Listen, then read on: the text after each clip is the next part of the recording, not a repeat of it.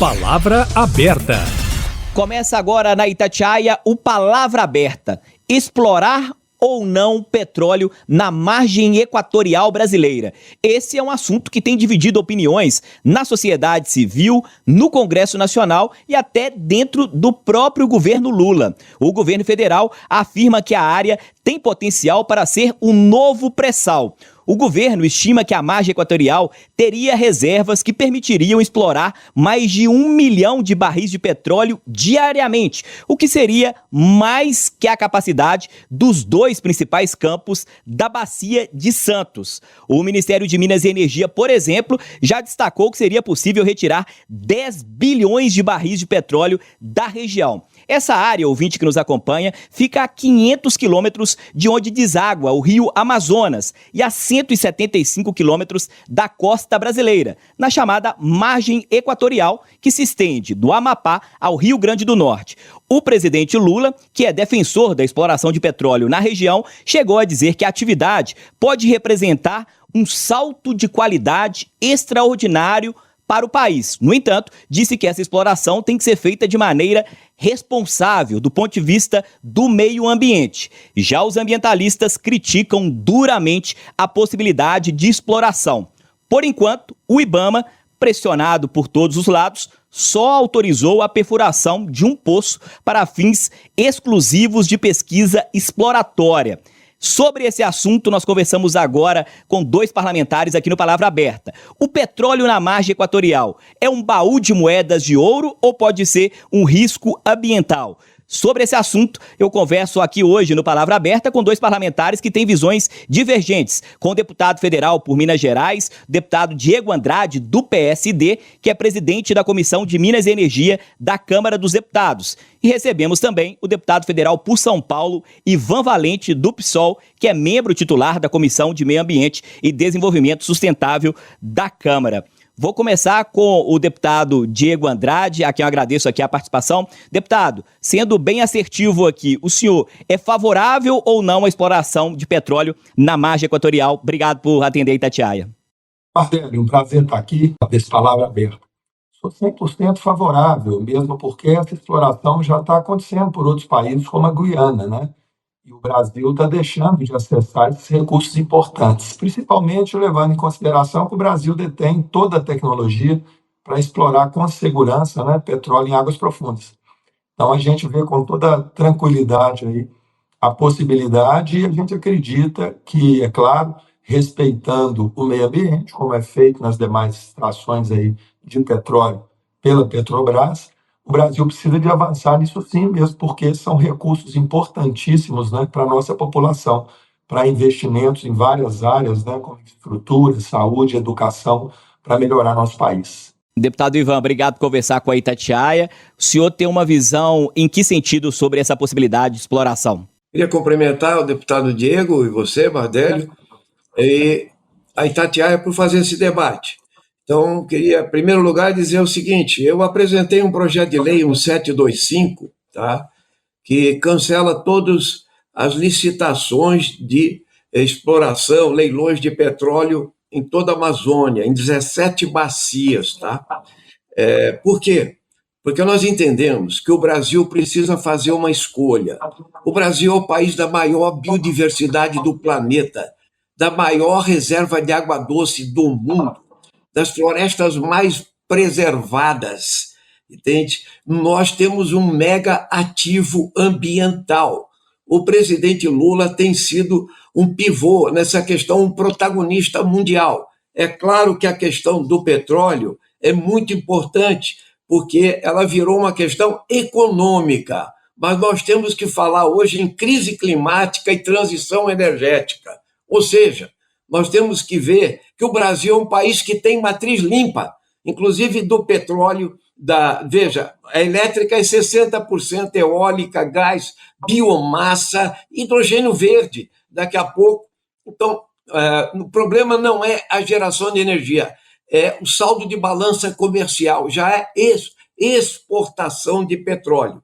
Não tem garantia que a margem equatorial vai ser, entende, uma um maná, entende? E vai ter ouro para todo mundo. Isso eu explico daqui a pouco. Não é bem assim que funciona. Pode ver o Rio de Janeiro. Mas, principalmente, eu acho que a gente devia liderar o caminho contrário, ver os fundos que estão sendo criados para atender, inclusive, a população amazônica, 20 milhões de pessoas que nós achamos que tem que sair da pobreza, que tem que ter saídas também.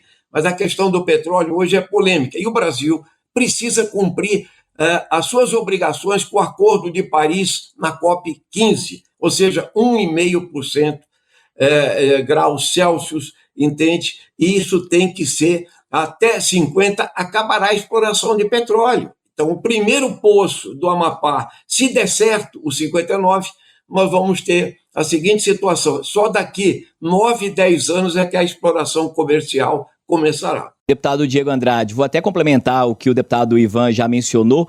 Há críticos à exploração do petróleo que dizem algo no sentido que disse o deputado Ivan, dizendo que seria até uma contradição o Brasil estar sediando a COP em Belém, no Pará. O presidente Lula tem feito alguns acenos aí para liderar questões ambientais, tem se preocupado com questões climáticas no mundo. Críticos dizem que é contraditório sediar a COP e explorar a margem equatorial. O que o senhor tem a dizer a esses críticos, ô deputado? Olha, eu não olho por esse foco, não. Eu concordo com o deputado Ivan no que diz respeito à preservação da Amazônia, tanto que o Brasil tem leis muito rigorosas. Por exemplo, se alguém tem uma propriedade na Amazônia, dentro da floresta amazônica, nessa área, 80% obrigatoriamente deve ser área ambiental. Isso não existe em nenhum lugar do planeta. Por isso nós temos nossa floresta mais de 83% de pé. Especificamente da questão da margem equatorial, o que acontece é que esse petróleo ele já está sendo explorado por países vizinhos, né? Ele está na margem equatorial, ele não está dentro da floresta amazônica. Então, ele já está sendo explorado pela Guiana, que experimenta lá um PIB extraordinário, um crescimento extraordinário. Então, eu defendo que a preservação ambiental ela tem que caminhar junto com o desenvolvimento econômico, especialmente numa atividade onde o Brasil é especialista. O Brasil ele tem essa especialidade em explorar petróleo nessas áreas profundas, né, no oceano. E a gente vê com toda clareza e tranquilidade essa possibilidade, preservando a Amazônia, mesmo porque essa exploração já está acontecendo por países vizinhos ao Brasil. Então, eu defendo, sim, a preservação da Amazônia, fortalecimento da Amazônia, mas, claro, com desenvolvimento para o povo brasileiro, né? É uma região extremamente carente, né, com a população carente. Então, a população merece experimentar recursos, frutos da riqueza que o país tem, e eu defendo realmente que essa exploração aconteça, respeitando a questão do meio ambiente.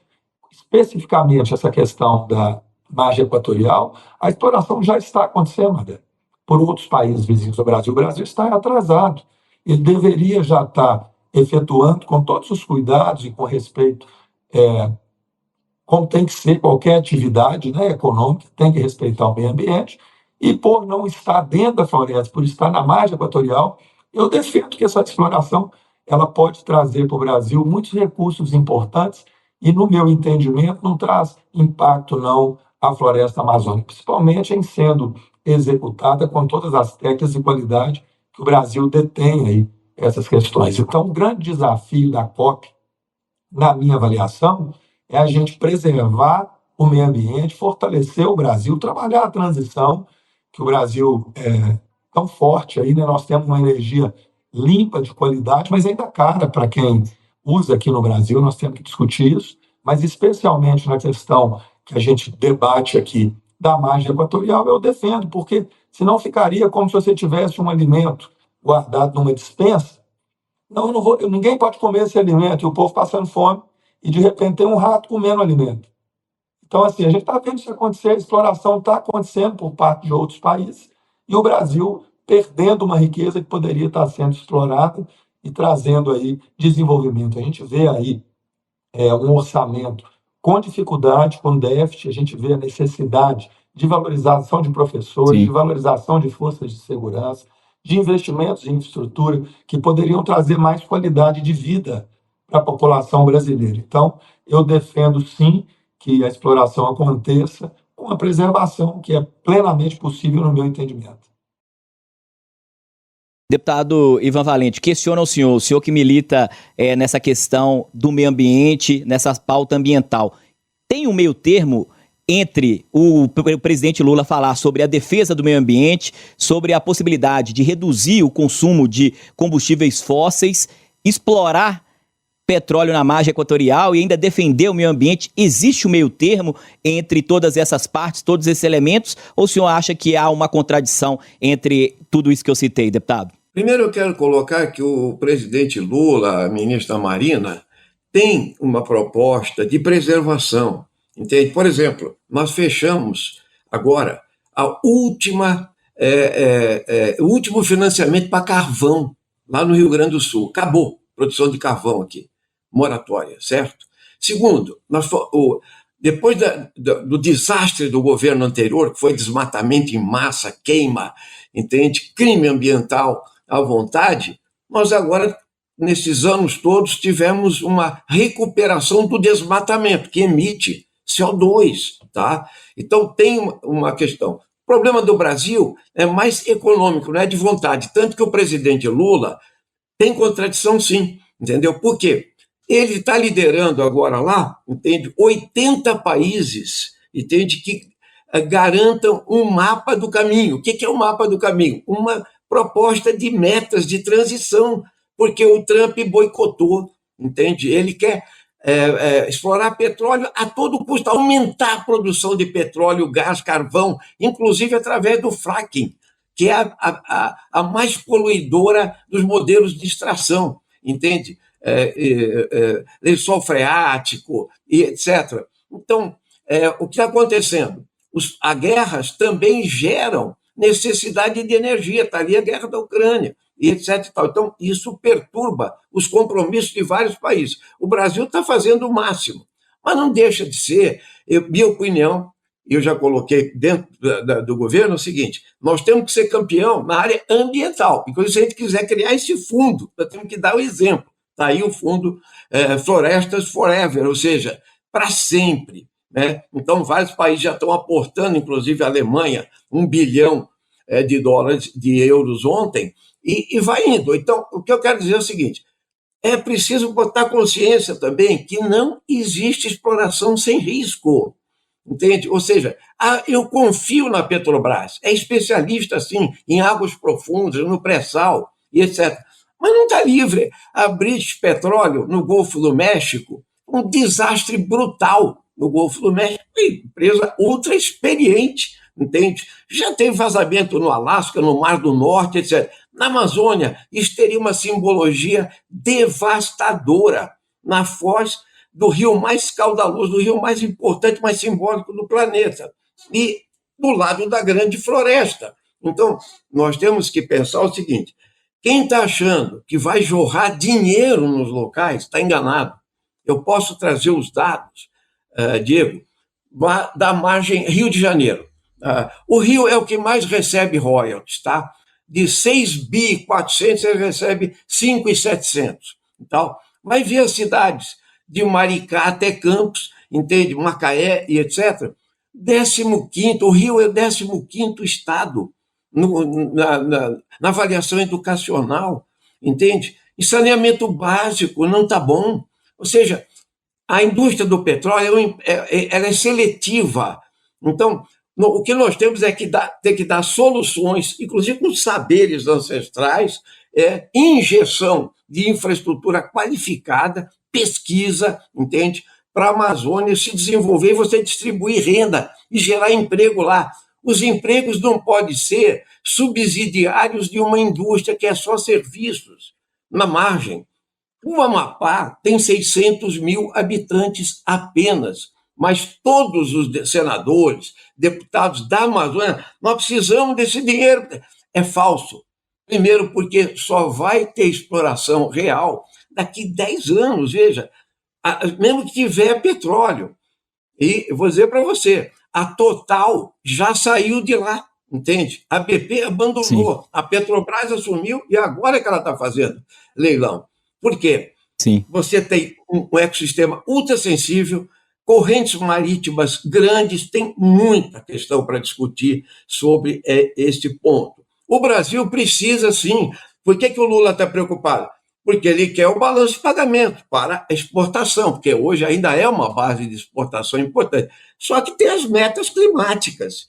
Você precisa escolher entre ser esta potência ambiental, entende? E ser coerente e buscar novas vias, porque a nossa matriz já é muito importante, limpa e exemplo mundial. Deputado Diego Andrade, o senhor é defensor da exploração, coloquei o senhor numa bola dividida na última pergunta para responder os críticos, agora eu queria que o senhor comentasse sobre quem defende.